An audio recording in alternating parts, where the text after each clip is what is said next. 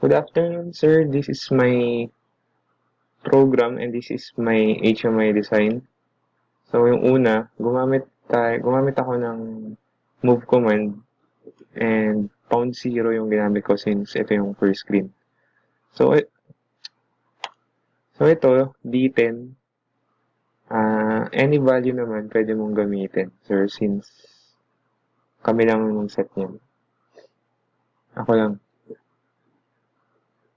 Para ipakita, ito siya. Ay.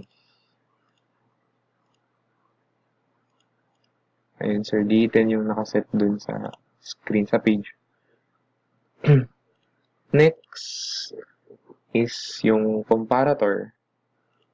So, gumamit ng comparator para kapag daw nasa screen 0 ka, doon gagana yung comparator. Ano natin recall. Pag gumana yung pag nasa screen 0 ka daw, doon gagana yung comparator mo. And once na na-trigger siya, gagana naman yung timer, which is nakaset ng 5 seconds. So, after nun, yung timer mo, once na-trigger siya, after 5 seconds yun, magiging close na to. Tapos, dito, yun, ma-move siya sa first screen. Ito, first screen.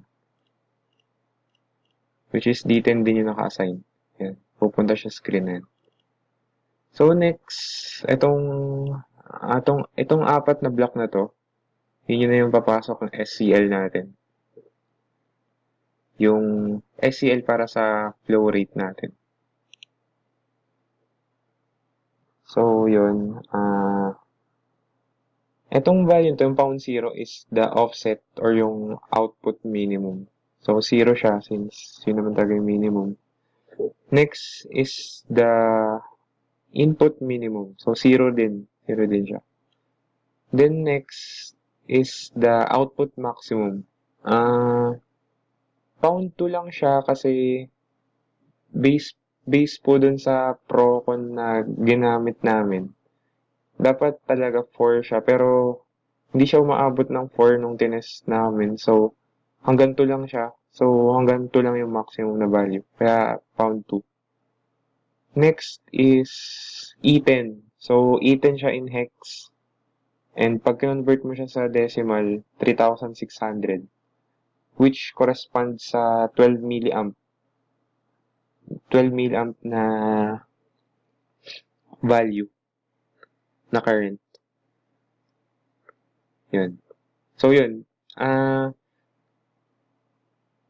Hindi naman nagmamatter kung anong gamitin mong value dito. So, as long as consistent ka na sunod-sunod siya. So, dito, D20 lang ginamit ko. Pwede rin siyang D30, pero dapat yung next mo is D31, 32, yan, sunod-sunod. So, sir, next naman po yung float level. So, dito, SCL pa rin yung ginamit dito. And, pound zero, ito yung output minimum. Yan. And next is yung pound zero ulit. Input minimum naman. So, yun, pareho silang zero. So, dito naman, pound 100 yung ginamit since yung float level natin hanggang 100% siya. Pag napuno, 100. Pag wala naman, 0. Pag kalahati, 50. Yun. Pero, ito kasi, output maximum tong, ano na to, tong source word na to. So, pound 100 yung gagamitin natin. Next is, dito, is yung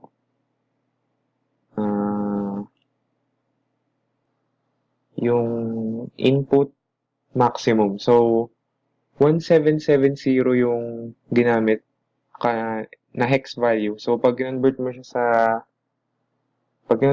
sa decimal, 6,000, which yun nga yung highest, yung maximum value. So, next naman is yung servo valve. So, dito, ginamit naman natin is SCL3. So, first command is the offset. So, yun, which is 0. Next is yung pound 100, which is the change in X. And next is the pound 170, which is the change in Y. And yung susunod naman is yung Y max natin since yung 1770 din yung highest value natin, which is 6,000 nga pag decimal. Kaya pound 1770 yung ginamit. And lastly is the Y min, the Y minimum, which is 0. So, dito, kaya 1770 to kasi para 6,000 yung highest value minus yung minimum value, 0. So, yun. Yung change in Y. Tapos, dito naman, yung change in X natin, yun, 100 minus 0 din, which is, yun. Kaya pound 100 yung ginamit. And next naman is for the monitoring. So, ito yung dalawang SCL kanina. So, D20 yung, ito, 202 and 203. Ito kasi yung doon natin sinaksak, which is yung input sa para sa PLC. And next is, ito, yung parameter natin. D20 para sa flow rate and D30 para sa float level. Galing siya dito kanina. Sa flow rate, ito yung, dito natin siya kinuha. So, yun, D20 yung ginamit nating value doon. Tapos, kailangan sunod-sunod na siya para sa SCL. Tapos, yung sa float level, D30 yung ginamit naman natin sa offset niya. Tapos, yun, sunod-sunod ulit siya. Next naman, yung servo valve natin. So, yun, since SCL3 siya, ito. So, yun, yung servo natin. D50 yung ginamit dito since dito niya. Dito niya nilalabas kung ilang percent na yung opening dun sa servo valve. So, yan. Nakaset siya sa D50. Yan. Next is D40 kasi yun yung ginamit natin sa SCL3 na program kanina. Yan. Siya yung nasa offset ng SCL3 kaya ilagay natin sa D40. Tapos yung next, yung 210 since current yung binabato niya na para dun sa Procon, ay dun sa servo. Kaya sinaksak natin siya dun sa may 210. 210 na port ng PLC, which is yung output port. And yun susunod natin, sir, yung itong mga push button na to. Itong 5.01, 5.02, nagko-correspond siya dun sa may solenoid, tatlong solenoid. Ayan. 5.0.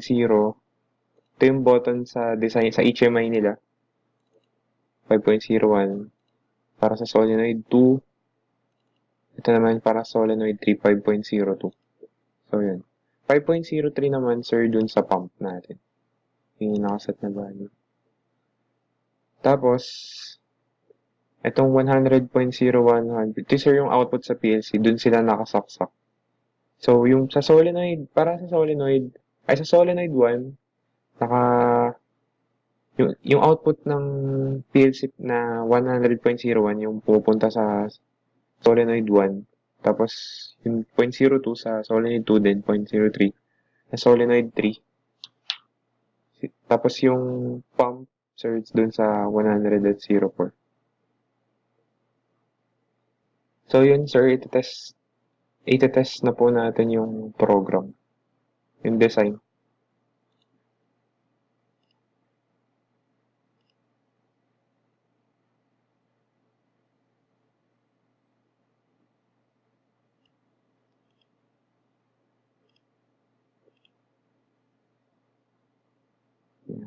Connect.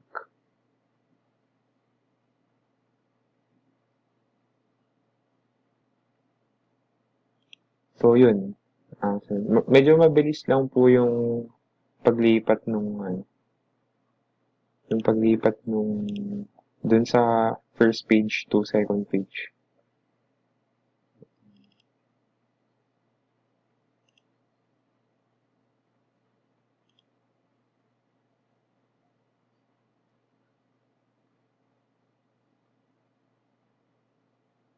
Yan siya. Medyo mabilis lang siya.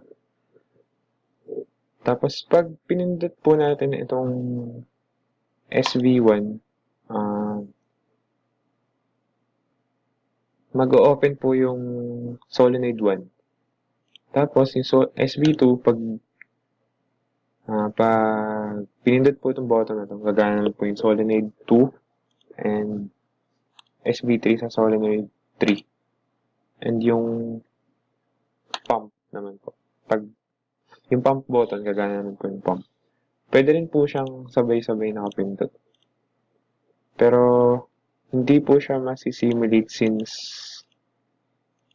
wala po yung, hindi po makikita ng actual since wala po yung Procon or yung Procon mismo. And, hindi po makita yung flow rate and float level. Pero, pwede naman po dito i-vary yung percent opening. So, yun. Nakaset naman po siya ng 100 yung maximum. So, 99.99. So, try natin 50. Okay.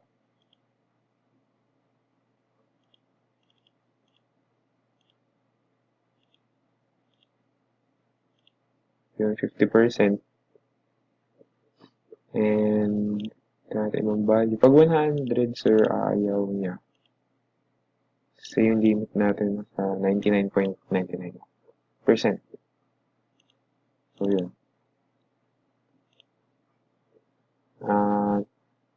Thank you po for watching.